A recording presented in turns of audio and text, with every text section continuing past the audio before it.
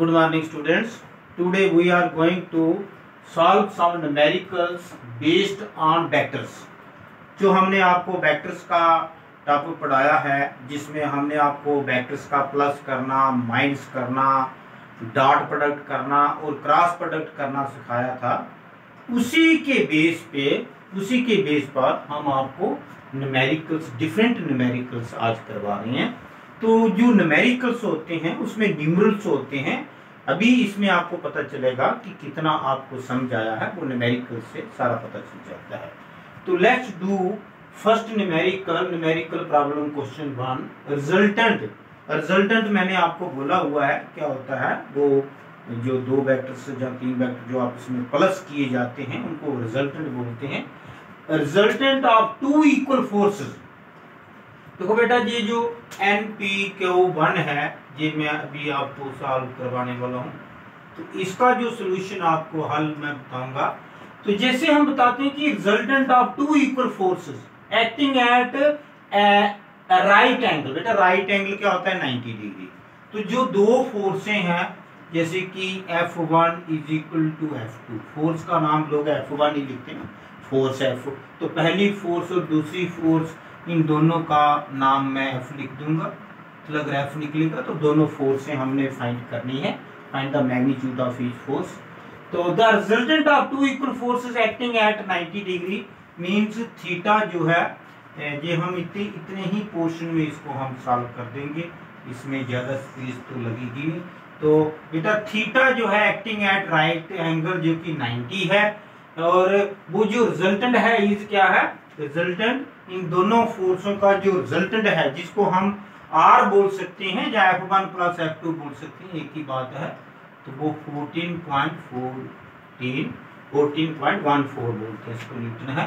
तो find the magnitude of each force, मतलब आपको F1 भी निकालना है, F2 भी निकालना है। तो मैंने ये आपको कहा है कि रिजल्टेंट क्या होता है, कि दोनों का प्लस होता है। तो रिजल्टेंट इज गिवन बाय, बेटा जो रिजल्टेंट का फार्मूला मैंने ट्राइंगल लॉ और parallelogram law of vector addition में बताया था, वही जहां पे यूज होगा। The resultant is given by. तो अब हम रिजल्टेंट पहले AB के हिसाब से लिखते थे, अब हम F1 F2 के हिसाब से लिखेंगे। Resultant is given bye F1 पहले वेक्टर का स्केयर प्लस F2 का स्केयर, ये आपको याद रखना पड़ेगा। 2F1 2F2 साथ में cos थीटा, ये था ना जो हम A square plus B square plus 2AB cos theta लिखते थे। तो रिजल्टेंट निकालना है तो ये ऊपर स्क्वायर रूट भी लेना है, ये फार्मूला आपको याद रखना है। तो आप देखते हैं कितनी स्पेस लगती है। देखो F1 F2 इनकी जगह हम F लिख सकते हैं, और रिजल्टेंट जो है वो दिया हुआ है 14.14, ये हम लेफ्ट साइड में लिख देते हैं इस फार्मूले के अंदर, इंप्लाइज दैट जहां से आ जाएगा। तो ये जो F1 की जगह भी F लिख सकते हैं, F2 की जगह भी F ही लिखना पड़ेगा, और जहां भी F इंटू F और cos जो है वो 90 डिग्री। बेटा जो cos 90 डिग्री होता है वो cos 90 जीरो होता है। तो इसका तो रोल प्ले ही खत्म हो गया। जब रोल प्ले खत्म हो गया तो F square plus F square, ये देखो कितना सिंपल जो न्यूमेरिकल दिया हुआ है, F स्क्वायर और F स्क्वायर हो गए 2F स्क्वायर प्लस जीरो। बेटा जीरो तो कोई लिखता ही नहीं है, इसको क्या जरूरत है लिखने की, बिकॉज cos 90 जो है वो जीरो होता है, तो वो सारा फैक्टरी जीरो हो गया।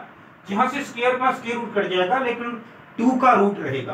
तो हम जहां से इसको दो फैक्टर में करके, जैसे कि 2 के ऊपर स्क्वायर रूट रहेगा और F का स्क्वायर कट जाएगा, तो 14.4।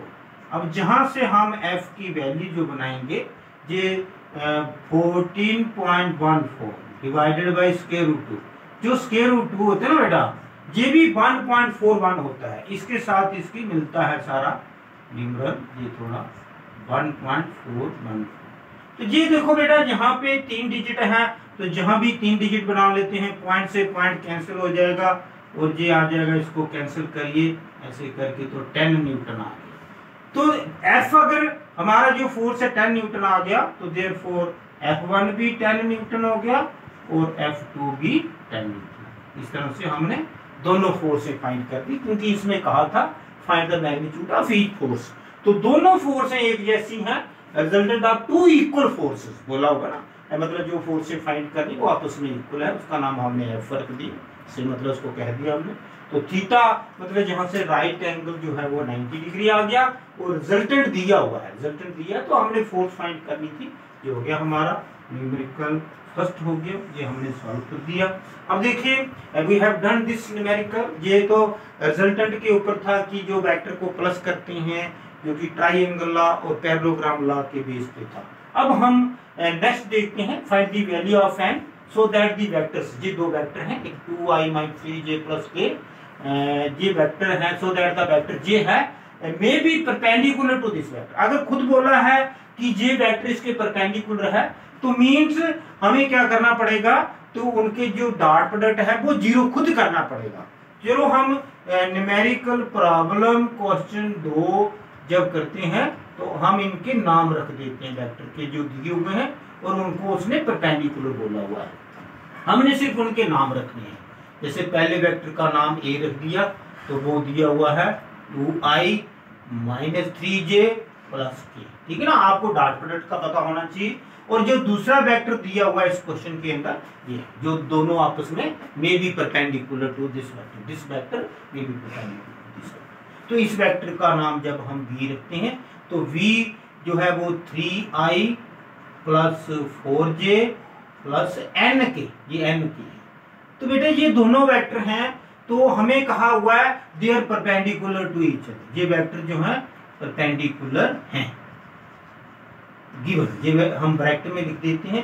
तो बेटा मैंने आपको प्रॉपर्टीज में बताया था जब वेक्टर्स परपेंडिकुलर दिए होंगे तो उसका मीनिंग क्या होगा, इसको इंप्लाइज दैट बोलते हैं। जैसे ऐसे इक्वल टू करके आगे एरो डालना है, इंप्लाइज दैट, इसका अर्थ ये होगा ए और बी का जो डॉट प्रोडक्ट है दैट इज जीरो, क्योंकि जब किसी का डॉट प्रोडक्ट जीरो आता है तो वो परपेंडिकुलर होते हैं, तो अगर परपेंडिकुलर है तो हम a डॉट b जीरो करेंगे। अभी इसी इक्वेशन को आगे चलाएंगे और a और b का जहां पे डॉट प्रोडक्ट करके दिखाएंगे इक्वल टू जीरो, तो वहां से n की वैल्यू निकल आएगी। देखो लेफ्ट साइड में हमने पहले जहां a की वैल्यू लिखनी है 2i, ये बहुत ही इंपॉर्टेंट न्यूमेरिकल है, -3j + k, आ गया, ये a की वैल्यू आ गई, बीच में डॉट प्रोडक्ट। अब b की वैल्यू क्या है 3i + 4j + n, तो क्या कहा है इक्वल टू जीरो। तो अब हम देखो i वालों की i के साथ प्रोडक्ट होती है, j वालों की j के साथ और k वालों की k, तो जहां से हमारे n की वैल्यू निकल आएगी i डॉट i 1 होता है, करने की जरूरत है, और क्रॉस इसमें तो करते ही नहीं है, i डॉट j 0 हो जाता है, तो सीधा 2 की मल्टीप्लिकेशन 3 से होगी बेटा, 2 की मल्टीप्लिकेशन 3 से, तो सीधा 2 3 जो है वो 6 हो जाएगा। अब -3 की मल्टीप्लिकेशन 4 से होगी, -3 इंटू, बीच में ब्रैकेट लगा लेते हैं हम, और k के साथ 1 है तो +1 इंटू n, तो बेटा 1 इंटू n, ये इसको 4 मत समझ लेना, ये n है, तो 2 3 कितना होता है 6 होता है, तो 4 3 12 होता है प्लस n, तो बेटा 12 से 6 जाएंगे तो कितने रह जाएंगे 6 रह जाएंगे, -6 + n = 0, तो जहां से बेटा n की वैल्यू, n जहां ये लेफ्ट साइड में इक्वल टू के रहेगा और जो -6 है, -6 दूसरी साइड +6 बन जाएगा, और ये हमारा n की वैल्यू जो हमने कहा था कर दिए। दूसरा भी तो बताइए कितने करने हैं, तो ये बेटा ये उसी का पार्ट है कि आप खुद करेंगे, प्रूव दैट वेक्टर्स ये जो हैं are perpendicular to each other. तो अगर वो वेक्टर प्रूव करने हैं कि परपेंडिकुलर है तो इनका a और b का डॉट प्रोडक्ट है वो 0 आना चाहिए। तो चलो करके देख लेते हैं, थोड़ी सी स्पेस इसमें लगेगी, npq3, ये तीसरा भी न्यूमेरिकल मैं आपको करके दे रहा हूँ। तो बेटा सीधा मैं डायरेक्ट वहीं से इनकी टर्म्स ले रहा हूँ, तो a डॉट b जो है खुद करना पड़ेगा आपको, क्योंकि जब परपेंडिकुलर शो करना है, प्रूव करना है कि परपेंडिकुलर है, a और b का डॉट प्रोडक्ट करते हैं, a में a की वैल्यू डाल देंगे और b में b की। देखो i + 2j, तो आगे आएगा i + 2j + k, ये वेक्टर है ना जिनको हमने शो करना है कि ये परपेंडिकुलर है, वही इनका डॉट प्रोडक्ट करके देखते हैं, 2i - जहां पे k नहीं है, तो k नहीं है तो हम 0k लिख सकते हैं आपको समझाने के लिए।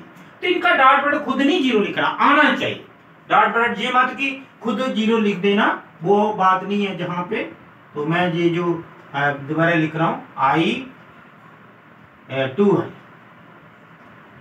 2i minus j plus 0k लिख दिया मैंने ऐसे। ओके समझ लेना। तो जो i वालों की i के साथ मल्टीप्लिकेशन होगी, j वालों की j के साथ, तो 2 1 जा 2, तो 2 इंटू -1 तो -2 आ गया। तो 0 इंटू 1 तो वो तो 0 है, 2 में से 2 निकला तो 0। तो हैंस अगर डॉट प्रोडक्ट 0 आ गया तो हैंस प्रूव हो गया a is perpendicular to b। ये तो कुछ भी नहीं है, इसने तो इतनी सी स्पेस ली है। ये क्वेश्चन नंबर 3 जो था न्यूमेरिकल प्रॉब्लम क्वेश्चन नंबर 3 जो है, इसमें हमने a और b का, इसमें k वाला फैक्टर ना था, k वाले ने k से मल्टीप्लाई करना है तो 0 की होगी तो वो तो 0 ही आएगा। तो 1 की मल्टीप्लिकेशन 2 से होगी तो 2 आ गया, 2 की मल्टीप्लिकेशन -1 से होगी तो -2, 2 में से 2 निकले तो 0, तो ये तो ऑलरेडी 0 हो चुका है। तो अगर डॉट प्रोडक्ट किसी का 0 आता है तो वो आपस में परपेंडिकुलर होते हैं। ये परपेंडिकुलर का साइन हम उल्टा t लिख सकते हैं, vector a is perpendicular to vector b। तो देखो जी बेटा तीसरा भी हो गया। अब चौथे में क्या है, शो दैट वेक्टर्स, एक वेक्टर j है और एक वेक्टर b है ये, तो इनके और पैरेलल करने के लिए क्या करना पड़ेगा, क्रॉस प्रोडक्ट। अगर क्रॉस प्रोडक्ट 0 आ जाएगा तो ये प्रूव हो जाएंगे कि ये पैरेलल हैं दोनों वेक्टर जो दिए हुए हैं न्यूमेरिकल नंबर प्रॉब्लम में। तो फिर लास्ट 5th क्वेश्चन करना है। तो देखिए NPQ न्यूमेरिकल प्रॉब्लम नंबर 4। मैंने बिल्कुल ये हर एक टाइप के मैं आपको न्यूमेरिकल्स बता रहा हूँ ताकि आपको अच्छी तरह से एग्जाम में आ जाए। तो चौथा न्यूमेरिकल हमारा स्टार्ट होने लगा, जिसमें हमें अगर पैरेलल शो करना है तो सीधा आपको पता है a क्रॉस b करना है। तो मैंने आपको कहा हुआ है कि ये मैंने उस दिन भी, जिस दिन क्रॉस प्रोडक्ट कल बता रहा था, तो मैं आपको बताया था कि क्रॉस प्रोडक्ट कैसे करते हैं। मैं एक डिटर्मिनेंट मेथड आपको बताया था। तो उसमें एक पहली लाइन आपने i j k की लिखनी, मेरे ख्याल आपको समझ आ गया होगा उस दिन। i j k दो की यूनिट वेक्टर होते हैं, ये है ना जिनको प्रूव करना शो। तो पहला a वेक्टर जो है वो उनके कोफिशिएंट आएंगे, जैसे a का i के साथ जो 2 है, j के साथ -3 है, ये -3 जहां पे लिख देंगे, और k के साथ 4 है तो k के नीचे 4 लिख देंगे। ये a वाले कंपोनेंट आ गए। अब b वाले कंपोनेंट लिखने हैं, तो एक रो j होगी, दूसरी तीसरी रो में ये b वाले कंपोनेंट जो है वो i वाला -6 है, और j वाला 9 है, और k वाला -12 है।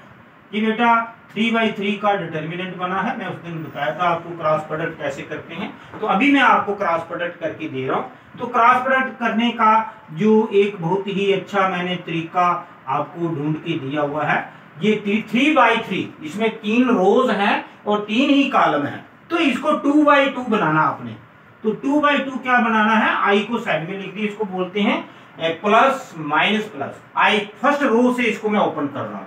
पहला जो i है वो प्लस का आएगा, बीच में 2/2 का डिटर्मिनेंट बनेगा, दूसरा माइनस का आएगा, तो दूसरा नंबर j का है माइनस का, तो इसका डिटर्मिनेंट भी मैं बताता हूँ। और तीसरा k प्लस का आएगा, एक प्लस का होता है, फिर माइनस का, फिर प्लस का, तो 3 तो है टोटल। पहला प्लस का हो गया, दूसरा माइनस का, तीसरा। फर्स्ट रो से मैं इसको ओपन कर रहा हूँ। देखो बेटा i जो है, i वाला जो है i को क्रॉस नहीं कर सकता। ये पहली रो आपने i के साथ जो लिखना है, ये पहली लाइन छोड़ देनी है, वर्टिकल लाइन। ये दूसरी और तीसरी j और k वाली -3 9, देखो बेटा -3 9, ये दूसरी जो है जहां से वर्टिकल कॉलम ले लेना है, कॉलम लेना है, और आगे जो है 4 एंड -12 वाला कॉलम लेना है। ये ध्यान से देखते रहो आप। i जो था ना i, तो इसमें i वाली लाइन नहीं लगेगी, और ऐसे करके वो लगनी नहीं। इसमें j वाला कॉलम, क्योंकि i के साथ क्रॉस प्रोडक्ट 0 होता है, तो i के साथ i वाली लाइन तो आएगी नहीं, j वाली आएगी और k आएगी। अब j वाला नंबर आ गया तो j में j वाली लाइन नहीं आएगी, कॉलम नहीं आएगा। कौन सा आएगा, i वाला 2 -6, ठीक है। और j वाली का कॉलम छोड़ देना, क्योंकि j का ये कोएफिशिएंट निकल रहा है, बताना है j क्रॉस मल्टीप्लाई करके। और k वाला लिख सकते हैं, i वाला लिख सकते हैं, और k वाला, और -12, तो 4 -12 जो है लिखने में थोड़ी दिक्कत आ रही मुझे, तो मैंने ये डिटर्मिनेंट का लाइन आगे कर दिया, आगे प्लस।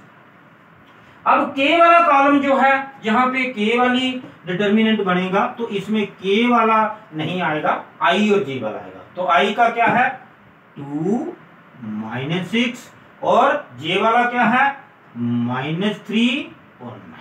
अब इनकी क्रॉस प्रोडक्ट हो जाएगा। वो कैसे, देखिए ध्यान से, एक बहुत ही अच्छा तरीका हमने सोच के रखा है। ये पहला डिटर्मिनेंट जो है, तो इसका जो आई है वो हम राइट साइड में ले जाते हैं। अब जो लेफ्ट में था, क्योंकि लेफ्ट में था तो हमने पहले लेफ्ट में क्यों प्रेफर किया था, क्योंकि डिटर्मिनेंट बनाना था। अब जो ब्रैकेट लगा दिया हम, तो इसके सेंटर में माइनस।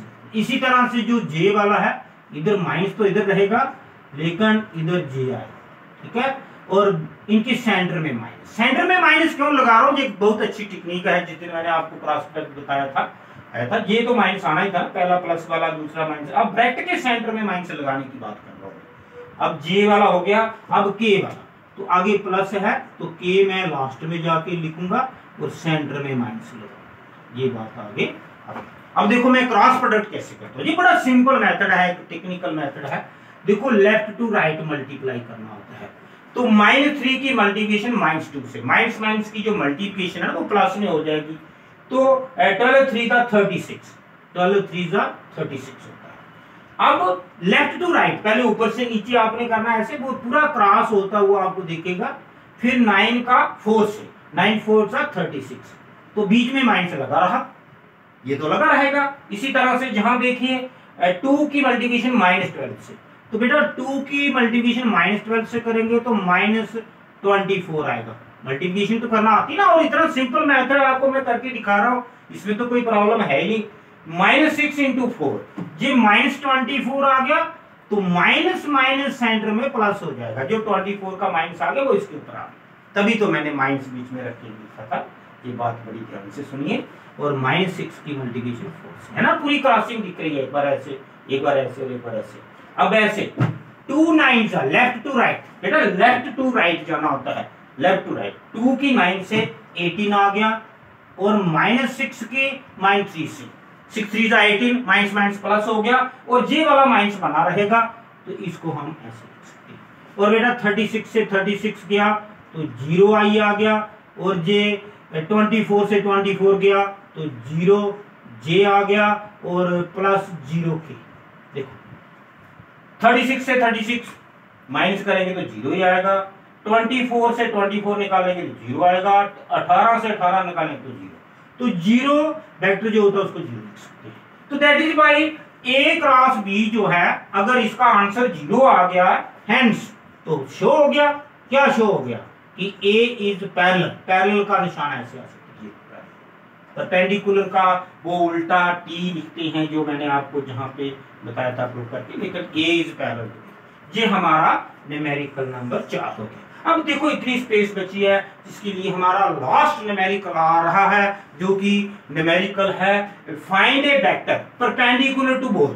बेटा जब हमने कोई वेक्टर, दो वेक्टर के परपेंडिकुलर फाइंड करना है, एक वेक्टर है 2i + 3j + 3k और दूसरा है i - j + 2k, इनके परपेंडिकुलर फाइंड। जब दो वेक्टर की आपस में क्रॉस प्रोडक्ट करते हैं, जो उसका आंसर आता है वो ऑटोमेटिकली उनके परपेंडिकुलर होता है। तो बेटा इसमें भी आपने क्रॉस प्रोडक्ट करना है, बड़ी सिंपल बात है। इसके नाम लिख देते हैं, इसका A लिख देंगे, इसका B लिख देंगे, और जो A क्रॉस B होगा वो दोनों के सिर्फ क्रॉस प्रोडक्ट कर दिया। तो इसमें क्या लिखना आपने, जो हमारा न्यूमेरिकल प्रॉब्लम क्वेश्चन 5वां आ गया ना, लास्ट वाला, तो इसमें बेटा हम क्या लिख रहे हैं, एक वेक्टर का लेट भी लिख सकते हैं। लेट मतलब हम अपने से नाम डाल रहे हैं, क्योंकि क्वेश्चन वाले ने हमें नाम नहीं डाले हुए हैं।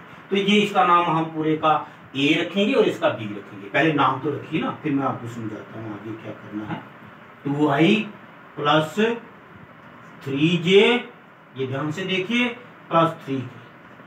सिर्फ आपको क्रॉस प्रोडक्ट करना है और कोई बात नहीं इसमें। B का जो है वेक्टर, वो क्या नाम रखना, आपको कंजेस्टेड जहां लिखना पड़ेगा, i - j नाम रखना है। वेक्टर तो उसने दिया है, दूसरा वेक्टर है i - j + 2k। ये दो वेक्टर हैं। तो करना क्या है, हमें एक वेक्टर फाइंड करना है जो दोनों के परपेंडिकुलर है। उसका नाम हम लिख देते हैं लेट C इज परपेंडिकुलर, मैं शॉर्टकट लिख रहा हूं, perpendicular to both A and B। बेटा अगर हम मान लें कि C A और B के परपेंडिकुलर है, तो A क्रॉस B ही होगा ना C। देयरफॉर अगर सी जो है परपेंडिकुलर, या इफ भी लिख सकते हैं, इफ भी लिख सकते हैं, अगर ऐसी बात हो तो देन का मतलब क्या करना पड़ेगा, जो सी होगा वो किसके बराबर होगा, जो हमारा ए क्रॉस बी। तो मतलब कि आपको ए क्रॉस बी ही करना आना चाहिए ना, जो ए क्रॉस बी करेंगे उसका नाम सी डाल देंगे, और सी ही हमने फाइंड करना है। यही तो बोला उसने, find a vector which is perpendicular to both A and B. तो जो सी है वो ए और बी का परपेंडिकुलर होगा, क्योंकि ए क्रॉस बी करेंगे तो ए वो सी जो है वो दोनों के परपेंडिकुलर होता है। तो आइए हम इसको वही जो मेथड मैंने अभी आपको बताया है, इसी मेथड से आप खुद कर लेंगे, या हम आपको अभी करवा के दे रहे हैं। देखो इसमें क्या करना होता है, ये मैंने आपको बताया है आई जे, ये मैं फिर से समझा रहा हूं आपको। इस क्वेश्चन के लिए मैंने एक रो लगा दी, एक लाइन लगा दी आई जे की हरी झंडी, दूसरी लाइन मैंने लगानी है जो इनके कंपोनेंट है पहले वेक्टर के, ए वेक्टर के। तो अब जो आई के नीचे आएगा 2, देखो ये आई, और जे के नीचे आएगा 3, और के के नीचे भी 3 आ गए। ये फर्स्ट ए के कंपोनेंट आ गए, फिर बी के कंपोनेंट, आई के नीचे आएगा 1, जहां कुछ नहीं है वहां 1 लिखना पड़ता है, और जे के नीचे आएगा -1, जहां -1 लिखना पड़ेगा आपको, और के साथ जो 2 लगा है ये। अब इसमें आपने क्या करना होता है, ये आपको मैंने बताया है कि एक प्लस का, फिर माइनस का, फिर प्लस का, ठीक है। तो आइए हम ये 2/2 का डिटर्मिनेंट बनाते हैं। आई के साथ जे और के वाले आएंगे, फिर माइनस, क्योंकि पहला आई प्लस वाला आएगा, जे माइनस वाला आएगा। जे के साथ जो 2/2 का डिटर्मिनेंट आएगा वो माइनस के साथ आएगा, और के जो है लास्ट में, तो उसके साथ भी 2/2 का डिटर्मिनेंट। तो बेटा ये 3 पार्ट इसके बन गए, एक आई के साथ से, एक जे के साथ से, इसको बोलते हैं ऑपरेटिंग बाई R1। R1 मतलब फर्स्ट रो के साथ ऑपरेट करना है। तो जो आई है उसके साथ किस किस की लाइन आएगी, जे की और के की, क्योंकि आई का जो क्रॉस प्रोडक्ट है वो जे और के के साथ हो सकता है, आई का आई के साथ नहीं हो सकता। तो आई वाली लाइन जो है वर्टिकल नहीं आएगी, जे और के आएगा आई के साथ। 3 -1 3 2। तो फिर हमारे आगे जे है, इसके साथ जो डिटर्मिनेंट हमने लिखना है वो खाली रखा भी मैंने। तो जे के साथ जे वाला कॉलम नहीं आएगा, कौन सा आएगा, ये आई वाला वर्टिकल कॉलम, और के 3, और के साथ के वाला कॉलम नहीं आएगा। ऐसे कौन सा आएगा, आई वाला 2 1 3 माइनस। अब क्या रहा, अब सिर्फ क्रॉसिंग करनी है, ये आप खुद कर सकते हैं। 3 की मल्टीप्लिकेशन 2 के साथ, और 3 की, ये आपको पता है जहां पे अगर स्पेस कम है तो ये आप खुद भी कर सकते हैं। तो पहली ब्रैकेट ऐसे लगा देते हैं, मैं थोड़ा शॉर्टकट करके लिख देता हूं, यहाँ आई आ जाएगा, और दूसरा जो है दूसरा माइनस में आ रहा है तो मैं माइनस ही लिखूंगा, माइनस, ये दूसरी ब्रैकेट जे वाली आ गई। तो फिर आगे प्लस वाला आएगा, तो जहाँ पे मैं करके आपको जो हो सकता है जहाँ कंप्लीट कर दो मैं, जो स्पेस मेरे पास बन रही है। तो ये देखिए बेटा 3 की मल्टीप्लिकेशन 2 के साथ, सभी ब्रैकेट के सेंटर में मैंने माइनस लगा दिए हैं, अभी ये हो जाएगा कंप्लीट। 3 2 जा 6, बेटा आई वाली लाइन में जहां 6 आ जाएगा लेफ्ट साइड में, ये आई वाला है ना, 3 2 जा 6, 3 की 2 के साथ मल्टीप्लिकेशन होगी, और -1 की 3 के साथ -3 आएगा, और मैं जहां पे +3 कर दूंगा, क्योंकि एक माइनस ऑलरेडी सेंटर में है और एक और माइनस आ जाएगा। ये वाला माइनस बना रहेगा अपनी जगह पे, जो माइनस है ब्रैकेट से पहले। अब ये जे वाला, जे 2 का मल्टीप्लिकेशन 2 से सबको पता है 4 होता है, 3 का मल्टीप्लिकेशन 1 से, देखो पूरी क्रॉसिंग बन रही है, देखो ऐसे, ये क्रॉसिंग ऐसे क्रॉस की तरह बना, 3 1 जा 3। अब बेटा लास्ट में 2 1 जा 2, तो 2 की -1 से आएगी तो -2 हो गया, ठीक है। अब 3 की 1 के साथ, तो ऐसे जैसे कि ये क्रॉसिंग इधर जाके की और इसकी इधर से क्रॉसिंग होगी, 3 1 जा 3। बेटा जी सारा आपको क्लियर हो गया। 6 और 3 कितने होते हैं, 9, तो 9 के साथ आ जाएगा आई, जो मैं एडजस्ट करने की जहां कोशिश कर रहा हूं। 4 से 3 गया तो 1, तो 1 जहां माइनस है तो -j, 1 लिखने की जरूरत नहीं होती, -j। तो अब -3 और -2 होता है -5। तो ये बेटा जो वेक्टर आया ना, इसका नाम c है। c जो है वो क्या आ गया, 9i - j - 5। तो this is perpendicular to both A and B, ये हमने कहा ना, c परपेंडिकुलर टू बी। यही तो हमने फाइंड करना था, find a vector perpendicular to both. तो इसमें बहुत बड़ा एक इंपॉर्टेंट फैक्टर लग गया कि जो दो वेक्टर का जो परपेंडिकुलर होता है, अगर उसका नाम मैं सी डाल दूं तो वो क्रॉस ही आपको करना पड़ेगा ए और बी का, तो वही उसका आंसर बन गया, find the vector perpendicular to both. यही आपने करना है। ऐसे करके आज का इतना ही, ओके।